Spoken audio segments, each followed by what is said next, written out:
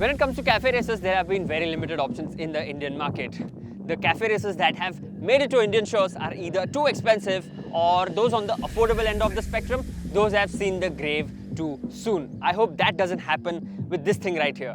Say hello to the all-new Triumph Thruxton 400.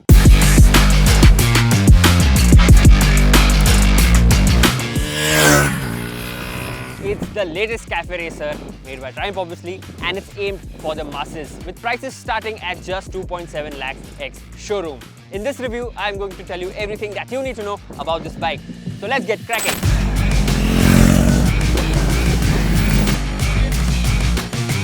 Now the most important bit of a cafe racer is its styling.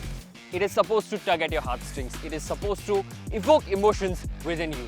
And I think the Triumph Thruxton 400 does that job very, very well. This is a beautiful machine.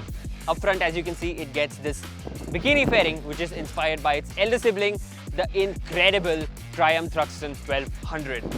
In profile, this bike is riding on 17-inch alloy wheels, and it gets a slimmer tank compared to its other siblings, the Speed 400 as well as the Scrambler 400. Now this slimmer tank, it is also a tad bit longer, and it gets this rather cool looking Monza fuel filler cap. As you can see, the Thruxton has also received a pair of clip-on handlebars, and it also gets these bar end mirrors, which again look rather cool.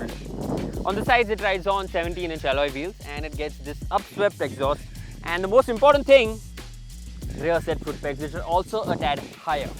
At the rear, it gets this grab handle. It also gets this cowl for the rear seat, which can be deployed by removing the seat completely, and a slender tail than the Speed 400 as well as the Thruxton 400. All in all, I think it is a very good looking bike, and especially at the price point, I think there's nothing like it. Now powering the Thruxton is the same 398cc TR series engine that also does duties on the other two bikes. But here, it makes more power. It makes 41.4 bhp and 37.5 Newton meters of torque. Torque figure that remains the same. But you know what the most important bit? This bike revs to 10,200 RPM, which is 1,000 RPM more, and that gives it an incredible top end. The power and torque graphs on this bike are also revised. It gets the same amount of low end and mid range, but because of the increased redline, it gets a better top end. On the ergonomic front, this is a cafe racer, and there's no arguing that it's not the most comfortable bike that you'll ride. The riding posture is aggressive, but you know what, I've ridden this bike for about 40 kilometers now, and I've become habitual to it very, very soon. Like I mentioned before, the bike also has these rear set foot pegs, and these actually help you to grip the bike with your thigh on the tank.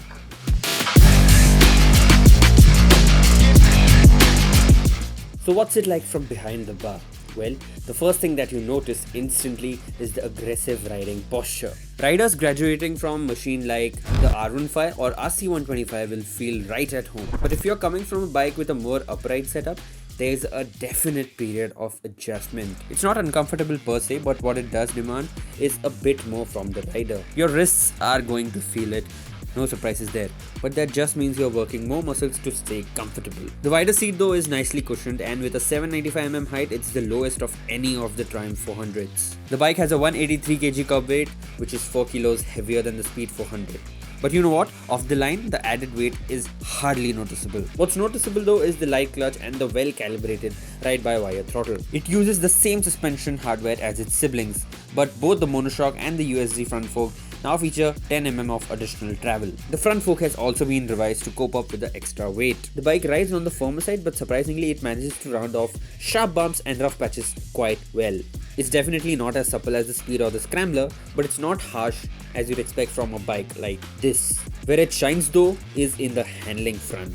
It has a sharper rake and a 10mm shorter wheelbase. It feels incredibly flickable, holds its line very, very well, and is a boon in the twisties. This is the most powerful engine of the TR series 398cc engine. It makes 41.4 bhp and 37.5 Nm of torque, which is 2 bhp more. And the redline has also been raised by 1000 rpm to 10,200 rpm. This bike has a better top end, and it doesn't have the same low end grunt as the Speed 400. Don't get me wrong, this engine is still highly tractable. It picks up pace surprisingly well even if you're in a gear too high while cruising or even at city speeds. But it's all about the top end. It is sweet and complements the bike's dynamic character beautifully. But once you cross 8000 rpm, things start to get noticeably buzzy, with vibrations creeping in through the handlebar and foot pegs. it's far from comfortable. In fact, the vibes are intrusive enough that I've found myself short shifting. And that's a shame because the engine revs beautifully with a surge of increasing power all the way to the other end of the tacho, and it does a respectable job of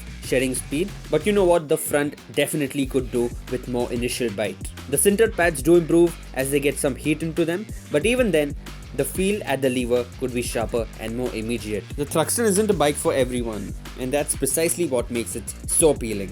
The Thruxton 400 is obviously going to be a heart over head decision.